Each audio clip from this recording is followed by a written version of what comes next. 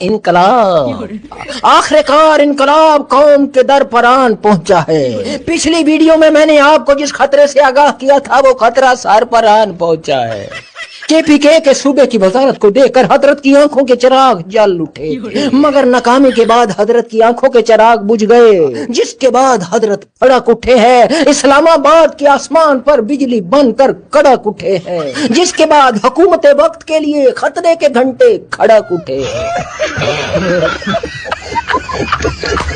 جی ہاں, 26ویں ترمیم کروا کر حضرت نے جس ایوان کی سہولت کاری کی تھی, اب حضرت نے اسی ایوان کو جعلی قرار دے دیا اور دے کر انقلاب کا میدان سجانے لگے ہیں اور اپنے کارکنان کو اسلام آباد کا راستہ دکھانے لگے ہیں. حالانکہ گیس نے, بجلی نے, پیٹرول نے عوام کا برا حال کیے رکھا اور حضرت غائب رہے. گھی تیل آٹے چینی کی مہنگائی کی مار نے عوام کو بدحال کیے رکھا, حضرت لاپتہ رہے. بقول اچھن بھائی کے اپنے ذاتی مفاد, ذاتی اناد اور اناج کی خاطر عوام کو الو بنانے والے تمام مذہبی اور سیاسی رہنماؤں کو دیکھ کر اتنا دکھ نہیں ہوتا جتنا دکھ ان نوسربازوں رنگ بازوں کے پیچھے آنکھیں بند کر کے بھیڑ بکریوں کی طرح چلتی ہوئی اشرف المخلوقات کو دیکھ کر ہوتا. پاؤں میں جوتا نہیں, پیٹ میں روٹی نہیں, تن پر ڈھنگ کا کپڑا نہیں, مگر ان کے جلسوں میں ناچ رہے. یہ آوے ہی آوے کے نعرے لگانے والے ان کی موٹی گردنوں میں جیت کے ہار ڈال کر ان سوا من کی توند والے 1.5 ٹن کے لیڈروں کو اپنے کندھوں پر بٹھا کر اقتدار کے محل میں جا کے بٹھاتے ہیں اور خود واپس اپنی کچی بستیوں,